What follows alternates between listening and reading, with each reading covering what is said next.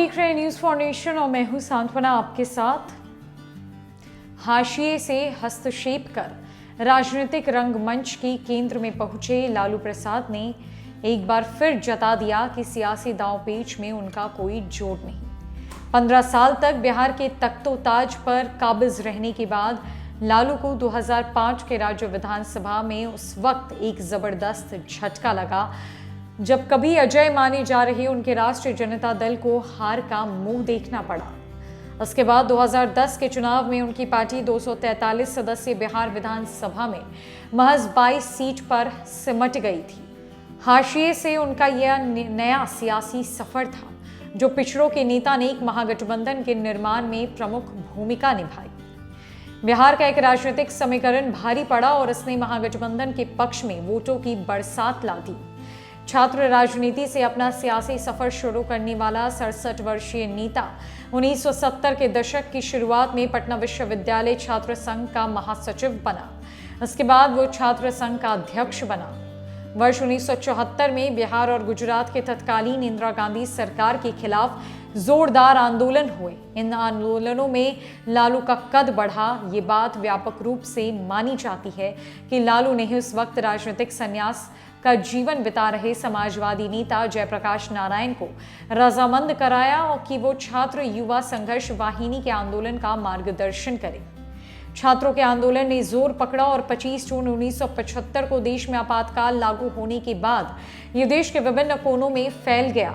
आंदोलन की परिणति 1977 में केंद्र में पहली बार गैर कांग्रेस सरकार के निर्माण में हुई।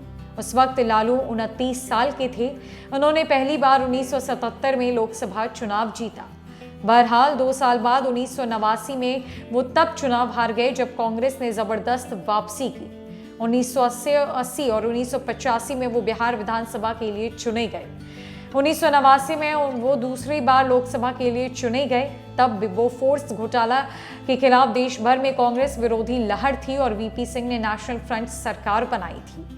अगले ही साल 1990 में बिहार विधानसभा चुनाव में जनता दल को जीत मिली। तब वीपी सिंह ने मुख्यमंत्री पद के लिए रामसुंदर दास का पक्ष लिया था, जबकि चंद्रशेखर रघुनाथ झा के पक्ष में थे। ऐसे में लालू ने हरियाणा के तत्कालीन मुख्यमंत्री चौधरी देवीलाल को इस पद के लिए आंतरिक चुनाव कराने पर रजामंद कराया। कर्पूरी ठाकुर के निधन के बाद विपक्ष के नेता बने लालू का मानना था कि इस पद पर उनकी स्वाभाविक दावेदारी है। उन्हें इसमें जीत मिली और उन्होंने बिहार की कमान संभाली। इसके बाद लालू ने कभी पीछे मुड़कर देखा ही नहीं।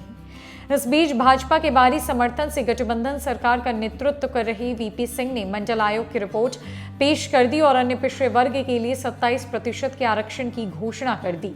ये जनता दल के पक्ष में ओबीसी वोटों को मजबूत करने और हिंदुओं के बीच भाजपा के बढ़ते प्रभाव को रोकने के लिए की गई एक कोशिश थी। इसी के साथ मंडल बनाम कमंडल की राजनीति की शुरुआत हुई। जब भाजपा नेता लालकृष्ण आडवाणी ने राम मंदिर के निर्माण के मुद्दे पर 1990 में रथ यात्रा निकाली तो लालू ने बिहार के समस्तीपुर में उनका रथ रोका और आडवाणी को गिरफ्तार किया।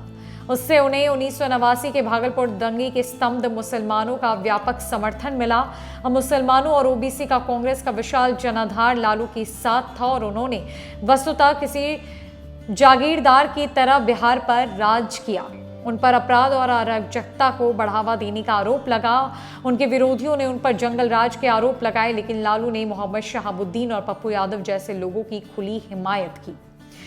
लालू ने 1996 में चारा घोटाला के मामलों का उन्हें सामना करना पड़ा। अगले साल जब सीबीआई उनकी गिरफ्तारी के लिए वारंट लेकर आई तो उन्हें मुख्यमंत्री पद से इस्तीफा देना पड़ा। उनके हटने पर उनकी पत्नी राबड़ी देवी मुख्यमंत्री बनी। राबड़ी देवी ने अगले 8 साल तक बिहार में शासन संभाला। 2005 में नीतीश कुमार ने उन्हें सत्ता से हटाया। उनके नेतृत्व में जदयू भाजपा गठबंधन सत्ता में आई। बहरहाल बिहार की सत्ता हाथ से निकलने के बावजूद लालू ने राष्ट्रीय राजनीति में एक मुकाम बना लिया था। 2004 में उनकी पार्टी राजद ने लोकसभा के लिए बिहार की 40 में से 22 सीटों पर कब्जा जमाया और मनमोहन सिंह के नेतृत्व वाली सप्रसंग एक सरकार में हिस्सा लिया। राजद इस गठबंधन का दूसरा सबसे बड़ा दल था। लालू सरकार में रेल मंत्री बने। उन्होंने रेल मंत्री के रूप में अपने पूरे कार्यकाल में रेल बजट में यात्री भाड़ा में कोई भी इजाफा नहीं किया। उन्होंने घाटे में चल रहे सार्वजनिक क्षेत्र के उपक्रम की काया पलट कर डाली और उसे मुनाफे में ला दिया। बहरहाल उनके बाद रेल मंत्री बनी ममता बनर्जी और साथ ही सीएजी ने उन पर रेलवे के वित्त की भ्रामक तस्वीर पेश करने का आरोप लगाया। उनके इस काया पलट प्रयास पर उन्हें आईवी लीग के अनेक स्कूलों में आख्यान देने के लिए बुलाया गया। उन्होंने हिंदी में अपने जाने माने अंदाज में वहां अपनी बात रखी। बहरहाल 2009 के लोकसभा चुनाव में उनकी पार्टी महज 4 सीट ही जीत पाई।